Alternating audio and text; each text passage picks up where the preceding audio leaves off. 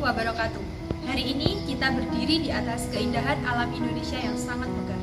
Namun hal itu tidak dapat mengubah fakta bahwasanya kita juga dikelilingi oleh cincin api Pasifik yang dapat membalikan kehidupan kita hanya dalam sekejap mata.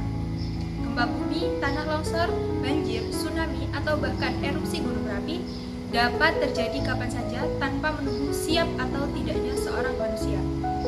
Ketika alarm peringatan berbunyi nyaring, semua orang diinstruksikan untuk menjauhi sumber bahaya. Namun, ada salah satu profesi yang justru dituntut untuk mendekat sumber bahaya, melakukan evakuasi, melakukan pertolongan pertama, menenangkan anak-anak yang menangis, memeluk ibu hamil yang cemas, menopang kaum disabilitas yang tidak berdaya, dan menuntun lansia yang kebingungan di tengah kekacauan.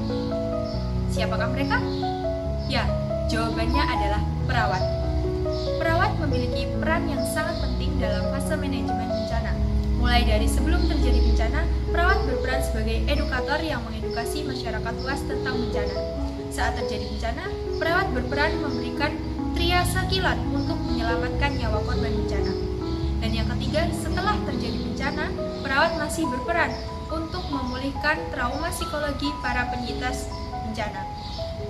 Ya, kira-kira begitulah kebijakan yang tertulis di atas kertas yang mewah. Namun realitanya, perawat Indonesia memang siap secara mental untuk terjun di garda terdepan bencana.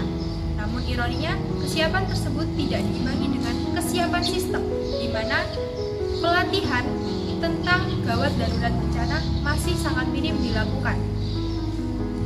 Tidak hanya itu, perawat juga kerap bertarung dengan keterbatasan, di mana mereka dituntut untuk memberikan pelayanan yang ideal, namun berhadapan dengan kelangkaan alat medis dan obat-obatan.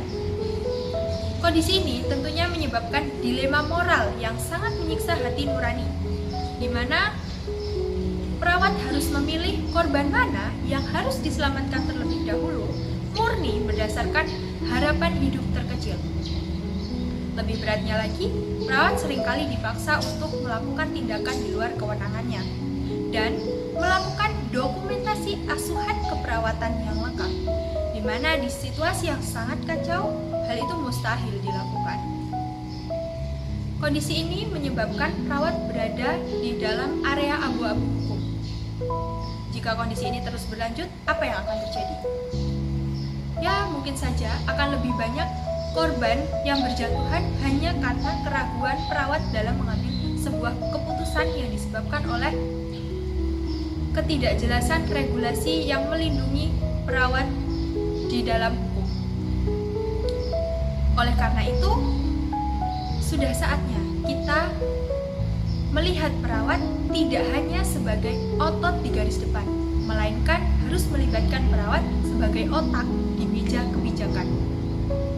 Karena suara dan kesaksian perawat dalam mendampingi penyintas bencana adalah data yang sangat valid untuk merumuskan sebuah standar operasional prosedur yang aplikatif.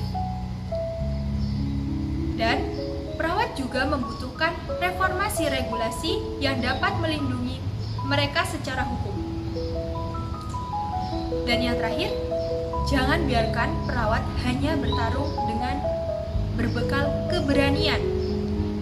Tapi meja kebijakan juga harus melahirkan regulasi yang mewajibkan institusi seperti rumah sakit dan puskesmas untuk melakukan suatu pelatihan gawat darurat bencana secara berkala dan melakukan simulasi yang mendekati realitanya. Rekan-rekan, mari dengarkan suara keperawatan di meja kebijakan untuk Indonesia yang lebih tangguh. Terima kasih. Wassalamualaikum warahmatullahi wabarakatuh.